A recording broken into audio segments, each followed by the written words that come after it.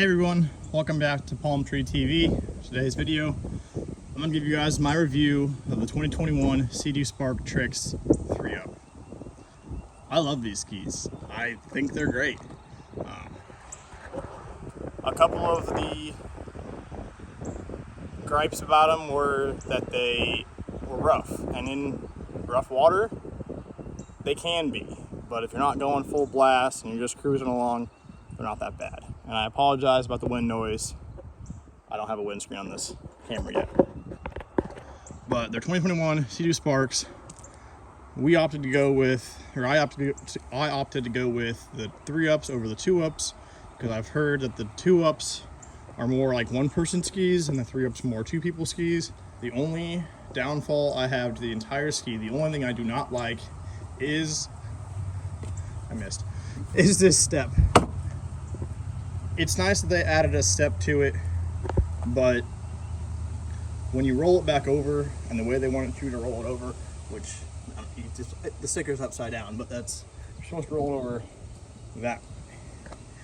So when you roll it back over, all the water is in this right footwell, and then you put your weight on that step and it wants to roll again. So I wish they would have integrated, I wish Seadoo could have integrated the step they have in like the GTI and the GTXs across the entire IBR system. But you get what you get for the money. For the money, they're great skis. I love the IBR system. I think they're great. A friend of mine owns the other Seadoo, the one that's under the cover, and they're just getting used to riding. They've never rode before, and the IBR system helps them tremendously. If you're new to riding, I recommend spending a little bit of extra money to get the IBR system, because the braking and the reverse has helped them tremendously as far as docking, putting it on the trailer, just riding, being able to slow down or stop sooner. So the IBR system is just a great system to have. As far as the covers go, I love the covers. We bought some other ones and they just didn't work as great. The only complaint I have with these is with my truck. Somehow the air, how it hits it, gets up underneath of it, and it blows off the sides. So that's why we have them strapped this time over the rear covers. We used to have them strapped underneath the covers. Now we have them strapped over the covers, and it helps keep them on there a little bit better. This bee has been in my face all day. The only gripe I have about the trailer is these little toe points. So the only spots I found were there's little holes right there, and they work fine, but I really wish they would have had like a little toe point or like an eyelet like that one. But the trailer toe is great. The tires are really inexpensive for a spare tire. It is the shorter Spark only trailer, so it's shorter than the standard move trailers. Super light, super easy to push on pavement. The jack we got from CSC, Tractor Supply, it was probably like 50 bucks. And it's a great jack, but nothing rolls easy on gravel. And unfortunately, that's all I have here. We have the sound systems. They're inside currently, but we do have the sound systems. They work great.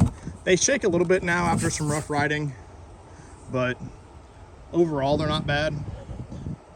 They do sound great when you're stopped or when you're going slow, but if you're going full blast, full speed, it's kind of hard to hear. But I mean, what do you expect for a little portable speaker? For what they are, they're great. I've been able to get my ski up to 49, maybe 50. I'm 6'2", like 180 pounds, 190 pounds, which I think is fast enough. I've wrecked on skis before. I've wrecked on tubes before. As y'all know, you hit water at a fast speed, it hurts. So 50 miles an hour is more than fast enough. The tricks they do are awesome. We did get the tricks models. I like the color schemes better. And since I am taller, when I stand up on the ski, I couldn't reach the handlebars on the Spark. So with the adjustable riser, I'm able to raise the handlebars up, and it's a more comfortable ride when I am standing up.